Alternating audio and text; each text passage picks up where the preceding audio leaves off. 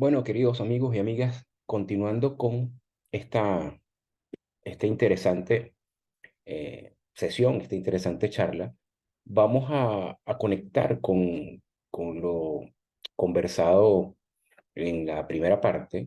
y específicamente vamos a analizar las obligaciones que tiene el sector público a propósito de la entrada en vigor de estas normas que hemos comentado. Antes déjenme ponerme los audífonos para filtrar un poco el sonido.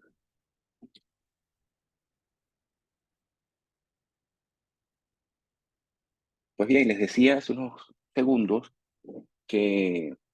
una vez que entre en vigor el Reglamento General de Protección de Datos y la Ley Orgánica de Protección de Datos para el caso español, sin duda alguna se generan nuevas obligaciones y nuevos compromisos por parte del sector público. Vamos a tratar de sistematizar algunas de ellas en la presentación que comparto con ustedes. En primer lugar, se genera la obligación de publicar el registro de actividades de tratamiento del órgano u organismo del sector público. Esto quiere decir que es obligatorio que el sector público lleve un registro determinado sobre el tratamiento de los datos que desarrolla sobre las personas asociadas a esos datos. En segundo lugar, la obligación de informar, que es una obligación fundamental. Hay una reafirmación de la obligación de informar a los ciudadanos sobre el ejercicio de sus derechos con respecto a los datos que se están tratando. Este, y evidentemente eso trae consigo obligaciones derivadas del tratamiento de esos datos, no solamente la obligación de informar, sino también la potestad que mantiene, por supuesto, el sector público de verificación de los datos personales de las personas o los ciudadanos que se relacionan con la administración pública. En cuarto lugar, la nueva regulación de la aportación de documentación por parte de los ciudadanos, y esto tiene que ver con la modificación del artículo 28 de la Ley de Transparencia y fundamentalmente, repito, el artículo 28 de la Ley 39/2015, que es la Ley de Procedimientos Administrativos. En quinto lugar, la notificación de los actos administrativos, la identificación de los ciudadanos. Es importante que a la hora de identificar los ciudadanos y la utilización de los datos para estos fines sea con la exactitud debida y la legitimidad propia del empleo y el tratamiento de los datos personales. En sexto lugar, comunicación de los datos personales de los administrados como sujetos privados.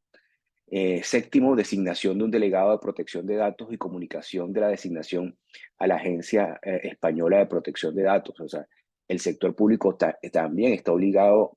a aplicar, incluso dentro de su seno, las disposiciones de las normas de protección de datos. Y una de ellas, fundamentalmente, es la designación de un delegado de protección de datos, un DPD. Y bueno, evidentemente que una vez que se designa ese delegado de protección de datos, están obligados todos los sujetos que designan delegados de protección de datos a comunicarlo a la Agencia Estatal de Protección de Datos, que es el organismo central e independiente que vigila y controla la aplicación de las normas de protección de datos. En octavo lugar, intervención del delegado de protección de datos en la resolución de reclamaciones en el sector público. Indudablemente que si se designa a un delegado de protección de datos, este tiene que intervenir porque es su competencia en la resolución de las reclamaciones que se presenten. En noveno lugar, mayor transparencia de las sanciones impuestas al sector público. Está mucho más claro el régimen sancionatorio, tanto en lo que respecta a los supuestos sancionables como el procedimiento aplicado. Décimo, tratamiento de datos personales en la notificación de incidentes de seguridad. En el puesto 11, registros de personal del sector público, la legitimación específicamente del tratamiento de los datos personales. Los derechos de los empleados públicos, existe mayor intimidad y mayor resguardo de la protección de datos, y lo veremos en el caso concreto de la contratación pública. La adaptación de la Ley Orgánica de Contratos de Encargo de Tratamiento de Datos Personales también se impacta con la incorporación de estas normas en el sector público, que en definitiva lo que estamos queriendo transmitirles es que el sector público también es un sujeto obligado al cumplimiento de estas normas, ¿sabes? Que existe una autovinculación por parte del sector público, no escapa de la obligación que tienen todos los sujetos del cumplimiento de estas normas. Se incorpora, por supuesto, el tratamiento de los datos personales por concesionarios de servicios públicos y también se convierte en responsables en el tratamiento de esos datos. La educación para la digitalización, que es importante, y la incorporación, y también lo mencionamos. El tratamiento de los datos personales en la investigación sanitaria, en la biomedicina. Esto también es muy, muy importante porque evidentemente que los datos son tratados desde el punto de vista científico, desde el punto de vista del interés general, pero sin duda que requiere una protección de esos datos personales, requiere la confidencialidad de vida y el uso minimizado de los datos.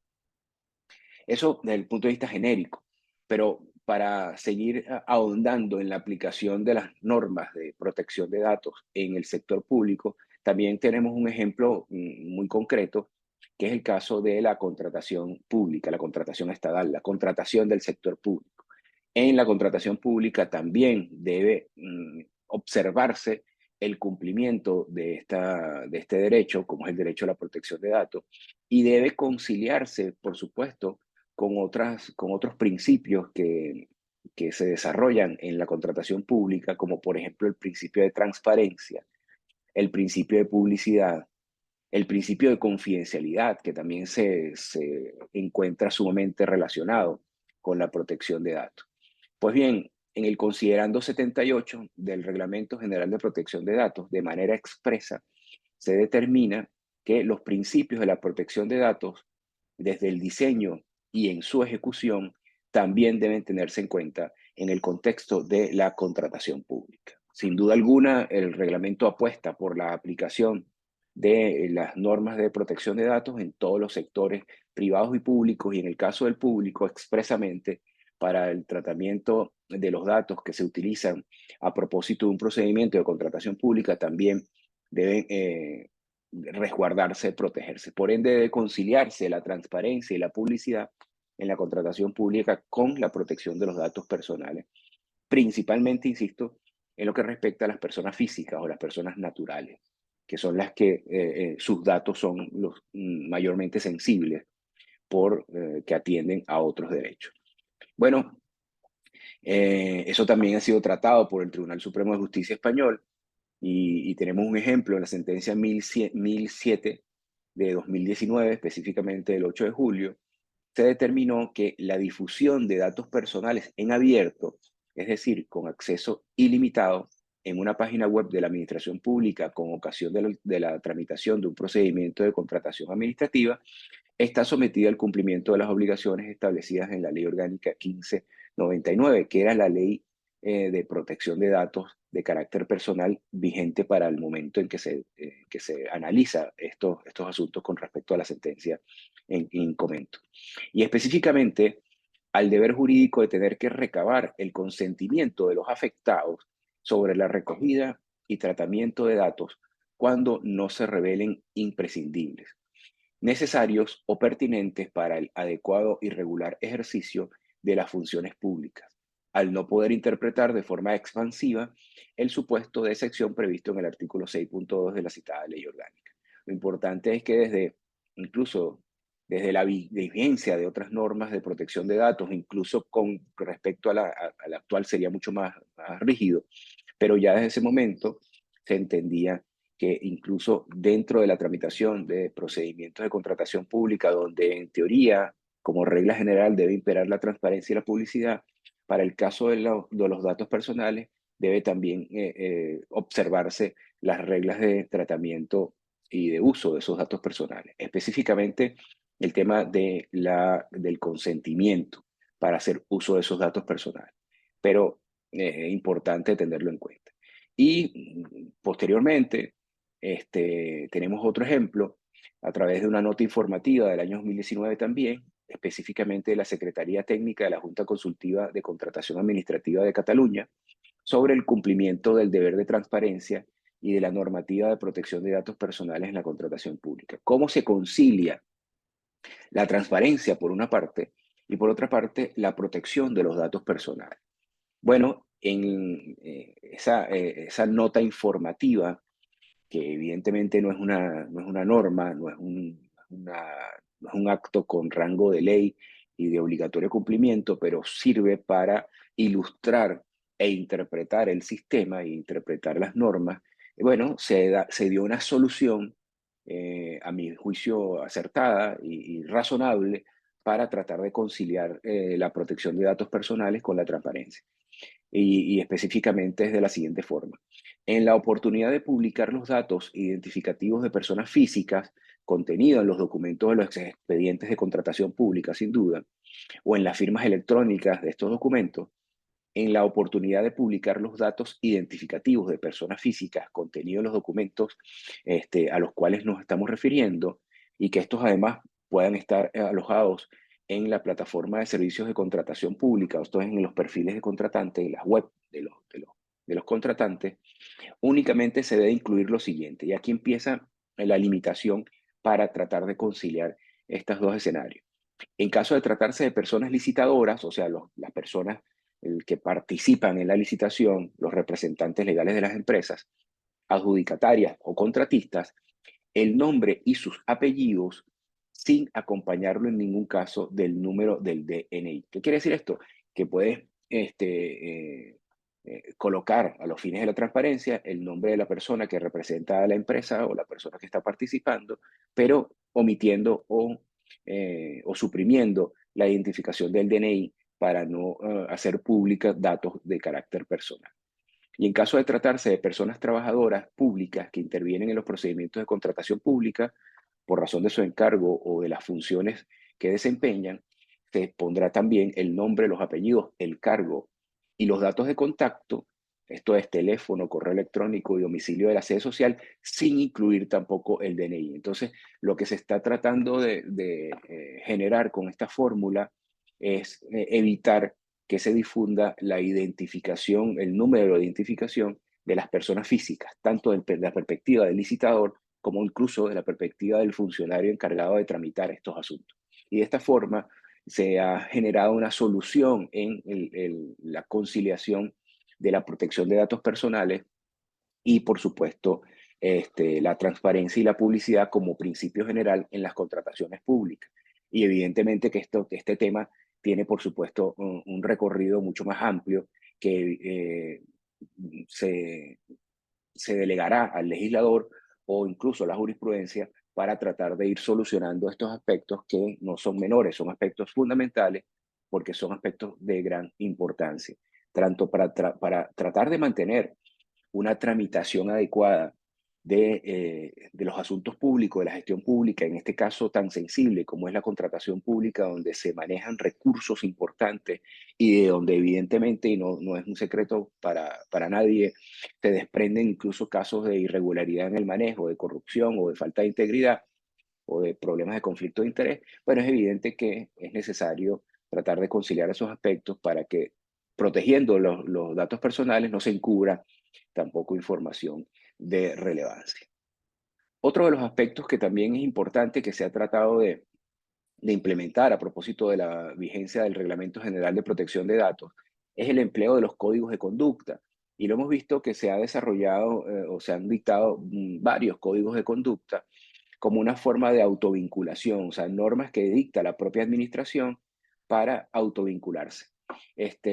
Autovincularse quiere decir para someterse a la voluntad de las normas jurídicas, en este caso un código de conducta que también, aun cuando no es una norma de carácter obligatoria, se convierte también en una norma de principios, una norma de referencia para el cumplimiento de otras disposiciones que en este caso en particular están vinculadas a la protección de los datos personales. Pero es una fórmula también de entender y obligarse al cumplimiento de esas normas. Los objetivos de los códigos de conducta que regula el Reglamento General de Protección de Datos, se puede decir que lo podemos visualizar en tres aspectos. En primer lugar, tiene el objetivo de adecuar la aplicación del Reglamento General de Protección de Datos a las características de cada sector, porque de esa forma se diseña y se particulariza las normas de protección de datos y desciende desde la reglamentación general, pasando por la ley, pero se enfoca en esos códigos de conducta y se destina a un sector específico o a un área específica. Y por esa vía se puede decir que se especializa las normas de protección de datos, pero en caso enfocados a un sector en particular. Y en ese mismo sentido, los códigos de conducta también pueden demostrar que los responsables y encargados de la tramitación y del uso de esos datos cumplen con los requisitos establecidos en el reglamento, teniendo en cuenta las características y necesidades específicas de cada sector, porque evidentemente que el código está diseñado hacia ese sentido. Entonces también es una forma no solamente de adecuar la normativa interna del sector al Reglamento General de Protección de Datos, sino también una forma de verificar que se está cumpliendo adecuadamente con esas normas de protección de datos, tanto como con el Reglamento General de Protección de Datos europeo, como con la Ley Orgánica de Protección de Datos española, y después, por supuesto, en cuanto al código de conducta que se ha implementado en ese sector, en esa empresa o en esa entidad. Y por último, esos códigos de conducta, según el reglamento, deben ser registrados en la Agencia Estatal de Protección de Datos para, por supuesto, llevar un control de los códigos y además para nutrirse, porque de esa forma se establecen una especie de banco de datos de códigos y bueno, y sirve de referencia para otras entidades que quieran adoptar estos códigos. En líneas generales, ¿qué debe tener? ¿Cuál es el contenido mínimo de los códigos de conducta? Eso no quiere decir que cada entidad pueda diseñar un código distinto o más ampliado, pero a grandes rasgos los códigos de conducta como contenido mínimo deben tener, en primer lugar, por supuesto, la forma del tratamiento leal y transparente de los datos que está haciendo uso. En segundo lugar, debe tomar en cuenta los intereses legítimos perseguidos por los responsables del tratamiento en contextos específicos. Recuerden que estos códigos son dictados para un sector específico o una entidad específica. Debe tener también normas sobre la recogida de los datos personales, cómo se recogen los datos personales, cómo se obtienen esos datos personales. La anonimización de los datos personales también es un punto importante, ¿no? Eso tiene que ver con la, el resguardo de ciertos datos personales y que se van convirtiendo en anónimos y en eso, por supuesto, si se convierten absolutamente en anónimos, ya dejan de ser relevantes para la protección de datos personales porque no sirven para identificar a una persona. Pero cuando hablamos de la pseudo anonimización de los datos personales, entendemos que todavía hay unos datos que pueden estar encubiertos, difuminados, pero que con la utilización de otras herramientas pueden servir para identificar a una persona y pueden ser relevantes para necesarias de protección. Y eso, por supuesto, lo tendrá que destacar el código de conducta al cual nos estamos refiriendo. Por otra parte, la información proporcionada al público de los interesados. ¿Cuál es la información que se va a proporcionar? La forma de cómo se va a proporcionar. El ejercicio de los derechos de los interesados. Ahí se deben desgranar, desarrollar cómo pueden los interesados, cómo pueden los interesados hacer uso, cómo ejercer sus derechos relativos a la protección de datos. La información proporcionada a los niños y la protección de estos también tienen que estar regulados en los códigos de conducta como contenido mínimo, estamos hablando. Las medidas y procedimientos para garantizar la seguridad del tratamiento de los datos, así como la protección de esos datos desde el diseño y, por supuesto, por defecto de esto. La notificación de las violaciones de la seguridad de los datos personales a las autoridades de control, cómo se notifican, en qué momento, bajo qué fórmula, la comunicación de dichas violaciones a los interesados, la transferencia de datos personales a terceros países y organizaciones internacionales, que ya sabemos que es un aspecto que ha incorporado el Reglamento General de Protección de Datos y estos códigos de conducta deberían destacarlo específicamente para desarrollar esas conductas específicamente en el sector al cual se esté refiriendo el código de conducta. Y por último, los procedimientos extrajudiciales y otros procedimientos de resolución de conflictos que permitan resolver las controversias entre los responsables del tratamiento y los interesados relativas al tratamiento sin perjuicio de los derechos de los interesados. Y antes de acudir a otros organismos externos o a un órgano jurisdiccional cuando se presenta un conflicto. De esa forma, el código de conducta también sirve como un instrumento, aunque no es obligatorio, pero un instrumento de referencia para aplicar y desarrollar las reglas generales de protección de datos o contenidas en el Reglamento General de Protección de Datos y, por supuesto, la Ley Orgánica de Protección de Datos en el caso español. Y también sería interesante, dentro del contexto de esta charla, de esta clase, Hablar sobre la declaración, por supuesto, muy de referencia, porque insisto que el tiempo no nos permite profundizar, pero indudablemente que es un tema que guarda relación estricta y muy cercana con el tema de la protección de datos y con los derechos digitales, que es la declaración dictada por la Unión Europea este mismo año, a principio de año, sobre los derechos y principios digitales para la década digital. Es una declaración, es una declaración de principios, tampoco es un instrumento jurídico de aplicación directa, de obligatoria aplicación, sino es un instrumento de referencia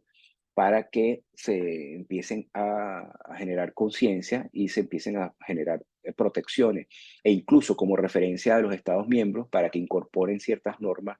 a sus derechos internos. Esta declaración está alineada también con la Carta de Derechos Digitales que ha dictado España, también como un soft law, como una norma de referencia no obligatoria, y por supuesto alineada en esos aspectos fundamentales de los principios que deben prevalecer y los derechos también que se deben proteger dentro del contexto de los entornos digitales. Es por ello que esta declaración de principios y de derechos dictada por la Unión Europea tiene unos principios, valga la redundancia, fundamentales. Estos principios son los que tienen proyectados en la lámina y son fundamentalmente estos, ¿no? Lo que plantea la Declaración de los Derechos y Principios Digitales es una transformación digital centrada en las personas y sus derechos. No hay ninguna duda que estamos viviendo una era digital ya desde hace mucho tiempo, esto no es nuevo, y que la vamos a seguir viviendo y, y se va a profundizar aún más. No obstante, esa transformación digital, que no solamente es el empleo de la tecnología, sino va mucho más allá, debe estar centrada en las personas y en sus derechos. No olvidar que el Estado, las regulaciones, históricamente y en la actualidad, están creadas y están diseñadas para beneficiar a las personas, o sea, para garantizarle el bienestar, garantizarle los derechos a las personas y que puedan relacionarse y puedan vivir en sintonía. Y esto también debe estar garantizado en los entornos digitales, sin duda alguna, porque es parte de la vida misma hoy en día. En segundo lugar, la tecnología debe servir y beneficiar a todas las personas que viven en la Unión Europea, en este caso, por supuesto, es una declaración europea, y empoderarlas para que cumplan sus aspiraciones en total seguridad y respetando, por supuesto, plenamente sus derechos fundamentales, en sintonía con lo que estamos comentando. La solidaridad e inclusión, toda vez que la transformación digital debería contribuir a una sociedad y a una economía equitativa e inclusivas. El desarrollo de la sociedad, el desarrollo de las economías en pro de los ciudadanos. La garantía de la libertad en elección en línea, o sea, debe garantizarse y protegerse que los ciudadanos, las personas, tengan plena libertad de decisión y de elección. O sea, que no los encaucen, no los obliguen a tomar una opción determinada. El aumento de la seguridad y la protección y el empoderamiento de las personas, como principio también de esa declaración de los derechos y principios digitales para la década digital. Y por último, la promoción de la sostenibilidad del futuro digital. Fíjense que ya estamos hablando de sostenibilidad digital,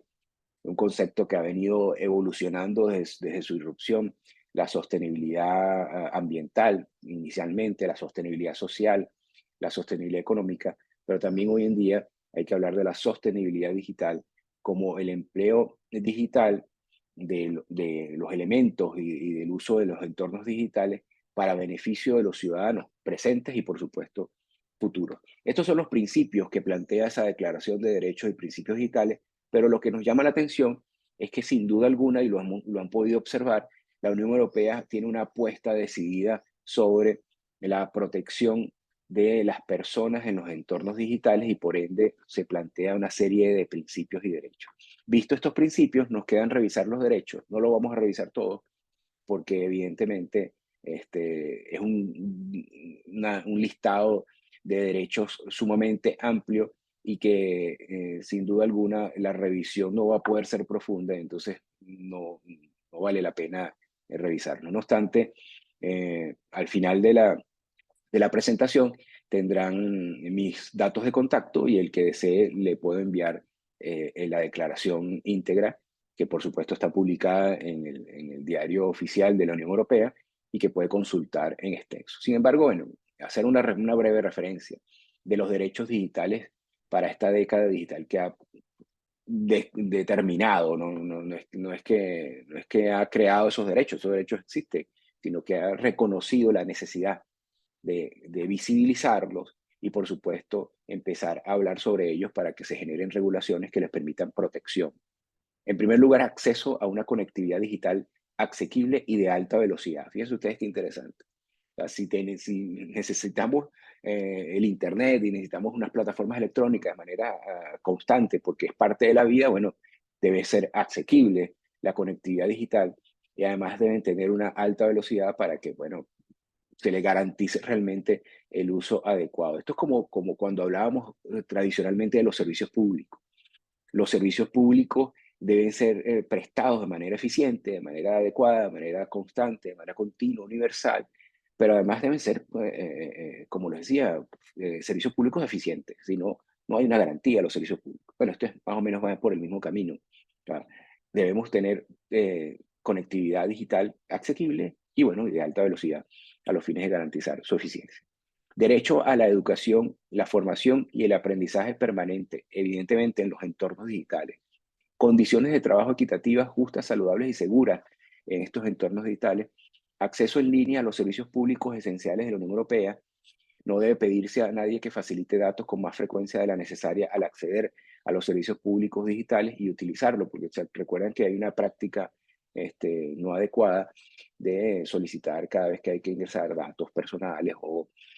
alguna información. Entonces, hay que facilitar el acceso, hay que simplificar el acceso, como se simplifican los trámites en sede física, también hay que simplificar el acceso y los trámites en las sedes digitales. Toda persona debería estar empoderada para beneficiarse de las ventajas de los sistemas algorítmicos y de la inteligencia artificial, y toda persona debería poder elegir de forma efectiva y libre cuáles servicios digitales utiliza sobre la información objetiva, transparente, fácilmente accesible y fiable. Estos son aspectos que si revisamos el listado de los derechos digitales nos damos cuenta que son aspectos incluso más cotidianos de lo que creemos y que evidentemente surgen de necesidades de la población, necesidades que han ido planteándose los ciudadanos cuando hacen uso de los entornos digitales o se desarrollan en esos escenarios. También el derecho a tener la posibilidad de competir en condiciones equitativas e innovar en entorno digital, el derecho al acceso a un entorno digital fiable, diverso y multilingüe, derecho a la libertad de expresión y de información, así como a la libertad de reunión y de asociación en entornos digitales,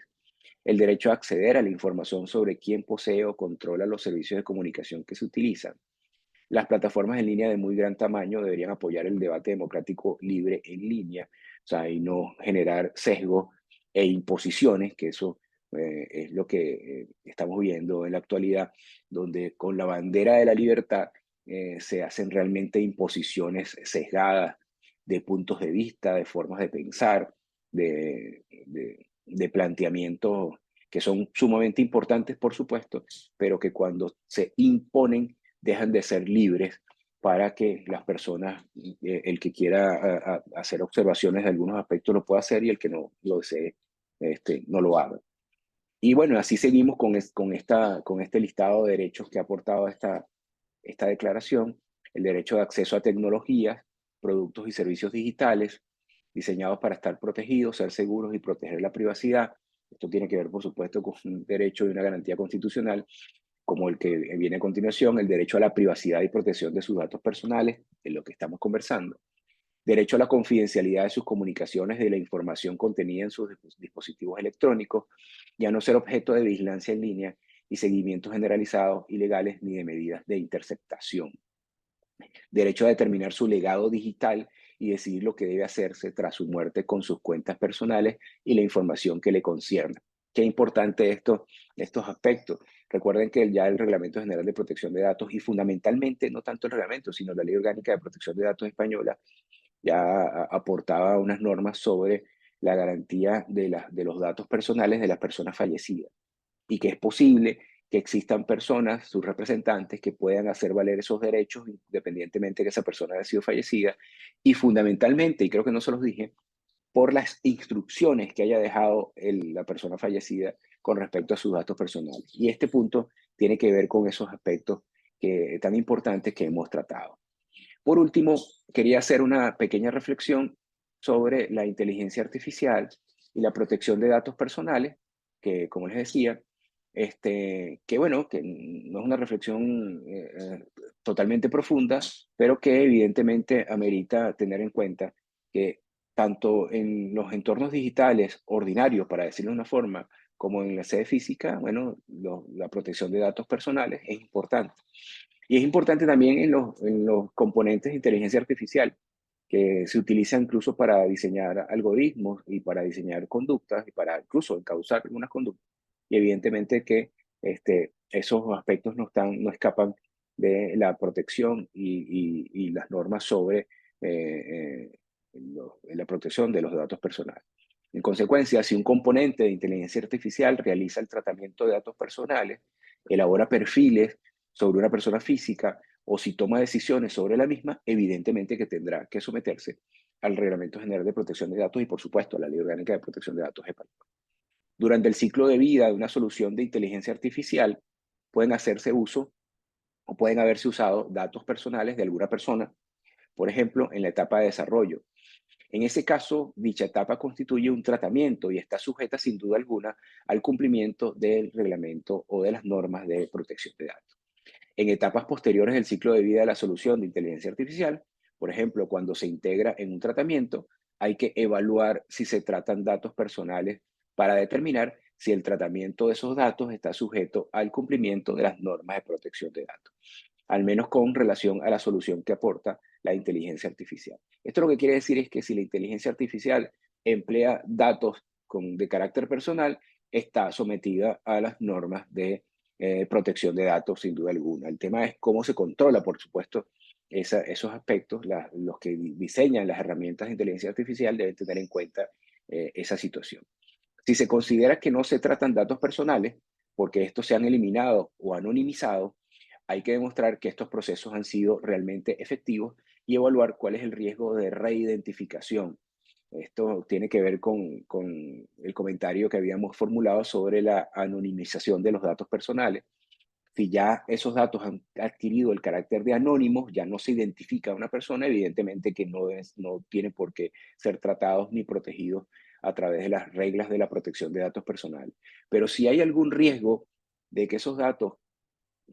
que en principio parecieran anónimos puedan reidentificar a una persona, pueden ser reutilizados o asociados a otros elementos para identificar a una persona, a partir de ese momento, sin duda alguna, deben aplicarse las normas de protección de datos. Tanto el modelo de inteligencia artificial incluida en un tratamiento como el tratamiento en sí